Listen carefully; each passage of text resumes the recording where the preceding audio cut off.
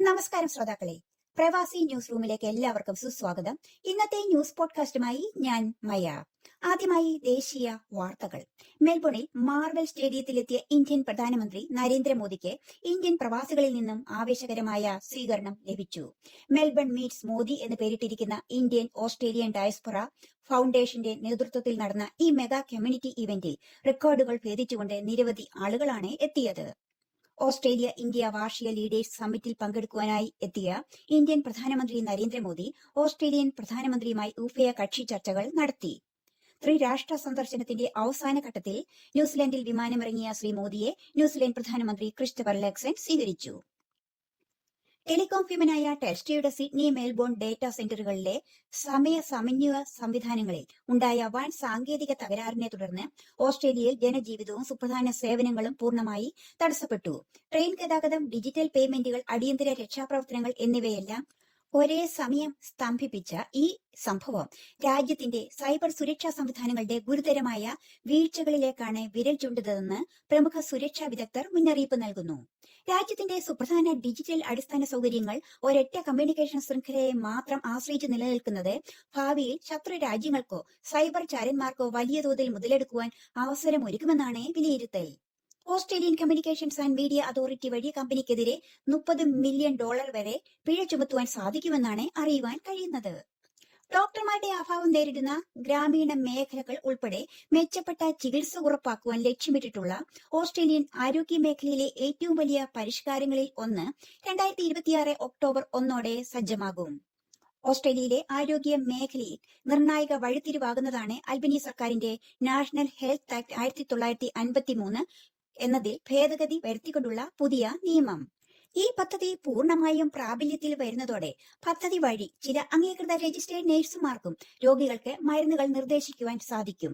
ഇവർക്ക് നിർദ്ദേശിക്കുവാൻ കഴിയുന്ന മരുന്നുകളുടെ പട്ടിക തയ്യാറാക്കുന്ന നടപടികൾ ഫാർമസ്യൂട്ടിക്കൽ ബെനിഫിറ്റ്സ് അഡ്വൈസറി കമ്മിറ്റി ആരംഭിച്ചിട്ടുണ്ട്. വെസ്റ്റേൺ ഓസ്ട്രേലിയയിൽ കണ്ടെത്തിയ കുടിയേറ്റ കടൽ പക്ഷികളിൽ വീണ്ടും പ്രത്യേകതരം പക്ഷിപ്പനി കണ്ടെത്തിയതായി റിപ്പോർട്ട്. ഇതിനു മുമ്പും ഓസ്ട്രേലിയയുടെ പുറം പ്രദേശങ്ങളിലെ ചില മേഖലകളിൽ ഈ വൈറസിന്റെ സാന്നിധ്യം കണ്ടെത്തിയിരുന്നു. ഓസ്ട്രേലിയൻ കുടിയേറ്റ സംവിധാനത്തിൽ ജൂലൈ 1 മുതൽ വലിയ മാറ്റങ്ങൾ നിലവിൽ വന്നു. ഹോം അഫയേഴ്സ് മന്ത്രാലയത്തിന്റെ പുതിയ നിയമപ്രകാരം മിക്ക വിസ വിഭാഗങ്ങളിലും കുത്തനെ വിലവർധനവാണ് ഉണ്ടായിരിക്കുന്നത്. സാധാരണയായി 3 മുതൽ 4% വരെ മാത്രം ഉണ്ടാകാറുള്ള വാർഷിക വർധനവിന് പകരം പാർട്ണർ വിസ അടക്കമുള്ള പ്രധാന വിസ വിഭാഗങ്ങളിലെല്ലാം 25% അതിലധികവുമായ നിരക്ക് വർധനവാണ് സർക്കാർ നടപ്പിലാക്കിയിരിക്കുന്നത് എന്നാണ് റിപ്പോർട്ടുകൾ സൂചിപ്പിക്കുന്നത്. അയൽരാജ്യമായ ന്യൂസിലൻഡിൽ നിന്നുള്ള പൗരന്മാർ ഓസ്ട്രേലിയയിലേക്ക് നടത്തുന്ന സൗജന്യ കുടിയേറ്റത്തിന് പുതിയ നിയന്ത്രണങ്ങൾ ഏർപ്പെടുത്തണമെന്ന് ആവശ്യപ്പെട്ട് പൊളിറ്റിക്കൽ പാർട്ടിയായ വൺ നേഷൻ ഓസ്ട്രേലിയ രംഗത്തെത്തി. നിലവിൽ നേരിടുന്ന കടുത്ത ഭവന പ്രതിസന്ധിയും ജീവിത ചെലവ് വർധനവും പരിഹരിക്കുവാൻ മൊത്തം കുടിയേറ്റക്കാരുടെ എണ്ണം പരിമിതപ്പെടുത്തണമെന്നാണ് പാർട്ടി നേതാവ് പോളിൻ ഹാൻസൺ തന്റെ പ്രസ്താവനയിൽ ആവശ്യപ്പെടുന്നത്. അന്താരാഷ്ട്ര വാർത്തകൾ. അമേരിക്കയിൽ H-1B പെർമനന്റ് തൊഴിൽ വിസകളിലെ തട്ടിപ്പുകൾക്കെതിരെ അന്വേഷണം ആരംഭിച്ച് ഡൊണാൾഡ് ട്രംപ് ഭരണകൂടം. IT സേവന രംഗത്തെ വൻകിട കമ്പനിയായ കോഗ്നിസെന്റിന്റെ പേരും ഈ അന്വേഷണവുമായി ബന്ധപ്പെട്ട് പരാമർശിച്ചിട്ടുണ്ട്. വിദേശ തൊഴിലാളികളുമായി ബന്ധപ്പെട്ട തട്ടിപ്പുകൾ തടയുന്നതിനുള്ള അമേരിക്കൻ ഭരണകൂടത്തിന്റെ ഏറ്റവും ശക്തമായ നടപടിയാണിതെന്ന് US ലേബർ ഡിപ്പാർട്ട്മെന്റ് വ്യക്തമാക്കി. പശ്ചിമേഷ്യയിൽ യുദ്ധഭീഷണി വീണ്ടും രൂക്ഷമായി. ഹോർമുസ് കടലിടുക്കിൽ 3 വാണിജ്യ കപ്പലുകൾക്ക് നേരെയുണ്ടായ ആക്രമണത്തെ തുടർന്ന് ഇറാനെതിരെ US സൈനിക ആക്രമണങ്ങൾ പുതുക്കി. കഴിഞ്ഞ മാസത്തെ താൽക്കാലിക വെടിനിർത്തലിന് ശേഷം US സൈന്യം ഇറാനെ ആക്രമിക്കുന്നത് ഇതാദ്യമാണ്. ഏറ്റവും പുതിയ ആക്രമണങ്ങളെ തുടർന്ന് കപ്പലുകൾക്ക് US മുന്നറിയിപ്പ് നൽകിയിട്ടുണ്ട്. ജൂലൈ 6 ആരംഭിച്ച പ്രധാനമന്ത്രി നരേന്ദ്രമോദിയുടെ 3 ദിവസത്തെ ഇന്തോനേഷ്യ സന്ദർശനം പ്രതിരോധം, സാങ്കേതിക വിദ്യ, നിർണായക ധാതുക്കൾ, തന്ത്രപരമായ കണക്ടിവിറ്റി എന്നിവയിൽ നിർണായകമായ നേട്ടങ്ങൾ കൈവരിക്കുമെന്ന് ഔദ്യോഗിക വൃത്തങ്ങൾ സൂചിപ്പിക്കുന്നു.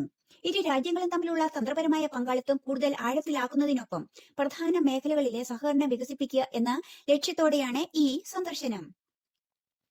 ചൈനയിൽ ആഞ്ഞടിച്ച മെയ്സ കൊടുങ്കാറ്റിലും കനത്ത പ്രളയത്തിലും മരിച്ചവരുടെ എണ്ണം ഉയർന്നതായി ഔദ്യോഗിക മാധ്യമങ്ങൾ റിപ്പോർട്ട് ചെയ്തു. പ്രകൃതിക്ഷോഭത്തിൽ 100 ആളുകൾക്ക് പരിക്കേൽക്കുകയും നിരവധി ആളുകളെ സുരക്ഷിത സ്ഥാനങ്ങളിലേക്ക് മാറ്റുകയും ചെയ്തിട്ടുണ്ട് എന്നാണ് അറിയുവാൻ സാധിക്കുന്നത്.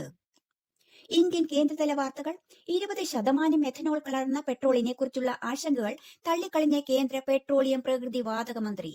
ഇന്ധനവുമായി ബന്ധപ്പെട്ട ഉപഭോക്തൃ പ്രശ്നങ്ങളെക്കുറിച്ചുള്ള റിപ്പോർട്ടുകൾ തെറ്റായ പ്രതിനിധാനമാണെന്നും ഓട്ടോമൊബൈൽ നിർമ്മാതാക്കളും വാഹന സേവനദാതാക്കളും E20 ഇന്ധനത്തിൽ വലിയ പ്രശ്നങ്ങളൊന്നും കണ്ടെത്തിയിട്ടില്ലെന്നും അതേസമയം നിരവധി ഉപഭോക്താക്കൾ ഇന്ധനം സ്വീകരിച്ചിട്ടുണ്ടെന്നും മന്ത്രി വ്യക്തമാക്കി.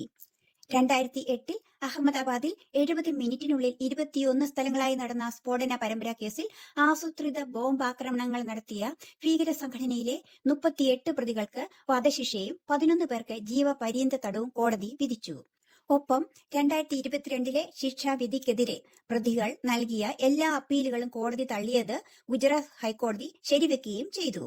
സംസ്ഥാനതല വാർത്തകൾ. പ്രശസ്ത പിന്നണി ഗായിക ജാനകിയമ്മയ്ക്ക് കണ്ണീരോടെ ആദരാഞ്ജലികൾ അർപ്പിച്ച് ചലച്ചിത്ര സംഗീത ലോകം. ദക്ഷിണേന്ത്യയിലെ വാനമ്പാടി എന്നറിയപ്പെടുന്ന ഗായിക എസ് ജാനകിയമ്മയുടെ വിയോഗത്തിൽ ഇന്ത്യൻ ചലച്ചിത്ര സംഗീത ലോകം അനുശോചനം അറിയിച്ചു. രജനീകാന്ത്, കമൽഹാസൻ ഉൾപ്പെടെ നിരവധി പ്രമുഖർ ആദരാഞ്ജലികൾ അർപ്പിച്ചു. പബ്ലിക് സർവീസ് കമ്മീഷൻ നടത്തിയ വിവിധ പരീക്ഷകളിലെ ക്രമക്കേട് ആരോപണങ്ങളെക്കുറിച്ച് സമഗ്രമായ അന്വേഷണം നടത്തുന്നതിനായി കേരള പോലീസ് 3-അംഗ പ്രത്യേക അന്വേഷണ സംഘത്തെ രൂപീകരിച്ചു. വിഷയത്തിലെ അന്വേഷണം ക്രൈംബ്രാഞ്ചിന് വിടാൻ മന്ത്രിസഭാ യോഗം തീരുമാനിച്ചതിന് തൊട്ടടുത്ത ദിവസമാണ് ഈ നിർണായക നീക്കം ഉണ്ടായത്. ആരോപണങ്ങളുടെ ഗൗരവവും അടിയന്തരമായ അന്വേഷണം പൂർത്തിയാക്കേണ്ടതിന്റെ പ്രാധാന്യവും കണക്കിലെടുത്താണ് ഈ പ്രത്യേക അന്വേഷണ സംഘത്തിന്റെ രൂപീകരണം. വയനാട് മേപ്പാടിയിലെ മണ്ണിടിച്ചിലിൽ നിരവധി പേർ മരിച്ച ദുരന്തവുമായി ബന്ധപ്പെട്ട് പോലീസ് കേസെടുത്തു. മണ്ണിടിച്ചിൽ മനുഷ്യനിർമ്മിത കാരണങ്ങളാൽ ഉണ്ടായതാണെന്നും ജില്ലാ കളക്ടർ നിർദ്ദേശിച്ചിട്ടും അപകട ഭീഷണി നിലനിന്ന മണ്ണ് നീക്കം ചെയ്യാതിരുന്നതാണ് ദുരന്തത്തിന് വഴിവെച്ചതെന്നും വിവിധ തലങ്ങളിൽ വിമർശനം ഉയർന്നിരുന്നു. ദുരന്തത്തിൽ മരിച്ചവരുടെ ബന്ധുക്കൾക്ക് 5 ലക്ഷം രൂപ ധനസഹായം ഉത്തരവും പ്രഖ്യാപിച്ചിട്ടുണ്ട്. UP പ്രയാഗ്രാജ് കുംഭമേളയ്ക്കിടെ വൈറലായ പെൺകുട്ടിക്ക് സംരക്ഷണം നൽകണമെന്ന് പോലീസിനോട് നിർദ്ദേശിച്ച മുൻ ഉത്തരവ് കേരള ഹൈക്കോടതി റദ്ദാക്കി. പെൺകുട്ടിയെ കണ്ടെത്തുവാൻ കഴിഞ്ഞില്ലെന്ന് പോലീസ് അവകാശപ്പെട്ടതിനെ തുടർന്നാണിത്. കേരളത്തിൽ ശക്തമായ മഴ തുടരുമെന്ന് കേന്ദ്ര കാലാവസ്ഥാ വകുപ്പ് അറിയിച്ചു. വിവിധ ജില്ലകളിൽ യെല്ലോ അലർട്ട് പ്രഖ്യാപിച്ചിട്ടുണ്ട്. ലോകകപ്പ് വിശേഷങ്ങൾ. 2026 ഫിഫ ലോകകപ്പ് ഇപ്പോൾ നിർണായക ഘട്ടത്തിലാണ്. ബെൽജിയത്തെ തകർത്ത് സ്പെയിൻ ചരിത്രത്തിൽ 2-ാം തവണയും ലോകകപ്പ് സെമി ഫൈനലിൽ എത്തി. മറ്റൊരു സെമി ഫൈനൽ സ്ഥാനത്തിനായി ഇംഗ്ലണ്ട് നോർവേയും അർജന്റീന സ്വിറ്റ്സർലൻഡിനെയും ക്വാർട്ടർ ഫൈനലിൽ ഏറ്റുമുട്ടും. നിലവിലെ ഔദ്യോഗിക ഫിഫ റാങ്കിങ്ങിൽ അർജന്റീന 1-ാം സ്ഥാനത്താണ്. സ്പെയിൻ 2-ാം സ്ഥാനത്തും ഫ്രാൻസ് 3-ാം സ്ഥാനത്തുമായി ഫിഫ റാങ്കിങ്ങിൽ മുന്നേറുന്നു.